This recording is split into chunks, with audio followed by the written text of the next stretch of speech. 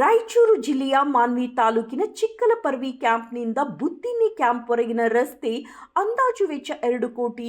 KKRDB micro ಯೋಜನೆ 2024-25ನೇ ಸಾಲಿನಲ್ಲಿ ಕೇವಲ 4 ಕಿಲೋಮೀಟರ್ ರಸ್ತೆ ಸುಧಾರಣೆಗೆ ಸುಮಾರು 2 ಕೋಟಿ ರೂಪಾಯಿ ಇಷ್ಟು ದೊಡ್ಡ ಮೊತ್ತದ ಹಣ ಬಳಕೆಯಾಗಿದ್ದರೂ ರಸ್ತೆಯ ಸ್ಥಿತಿ ಅತ್ಯಂತ ಕಳಪೆಯಾಗಿರುವುದು ಮೇಲ್ನೋಟಕ್ಕೆ ಕಂಡು ಬರುತ್ತಿದೆ ಎಂದು ಜನಸೇವಾ ಫೌಂಡೇಶನ್ ತಾಲೂಕಾ ಅಧ್ಯಕ್ಷ ತಾಜುದ್ದೀನ್ ತಿಳಿಸಿದರು.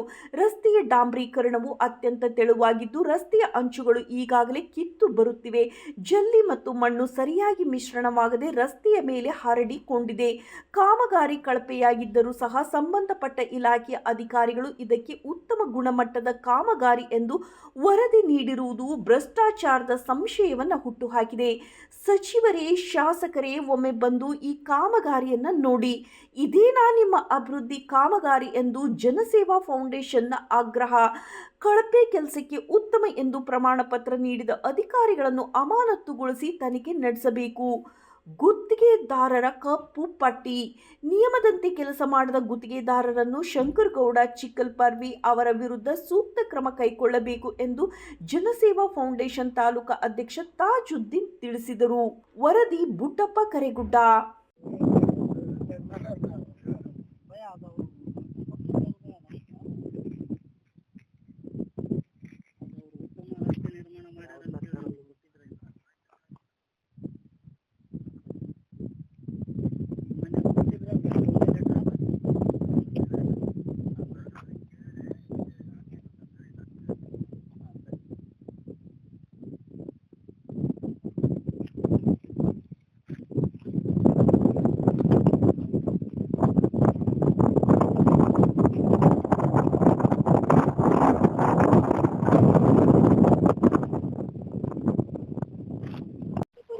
ಚಿಕ್ಕಲಪರ್ವಿ ಕ್ಯಾಂಪ್ವರೆಗೆ ಹೋಗುವ ರಸ್ತೆ ಸರ್ ಇದು.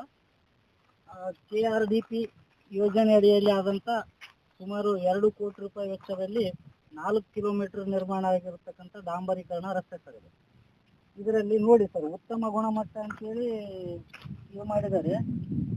ಮತ್ತು ಶಾಸಕರೇ ಮತ್ತು ಸಚಿವರು ನೋಡಿ ಎಷ್ಟು ಉತ್ತಮ ಗುಣಮಟ್ಟವಾಗಿದೆ ಅಂತೇಳಿ ಇದು ಮಾಡೋಕ್ಕೋಸ್ಕರ ಇಷ್ಟು ಉತ್ತಮವಾದ ಗುಣಮಟ್ಟವನ್ನು ಅಧಿಕಾರಿಗಳು ಮತ್ತು ಗುತ್ತಿಗೆದಾರರು ಮಾಡಿದ್ದಾರೆ ಅಂದ್ರೆ ಶಾಸಕರು ಸಚಿವರು ಏನಾದರೂ ಕಣ್ಣು ಮುಚ್ಕೊಂಡು ಕೂತಿದ್ದಾರೆ ಸರ್?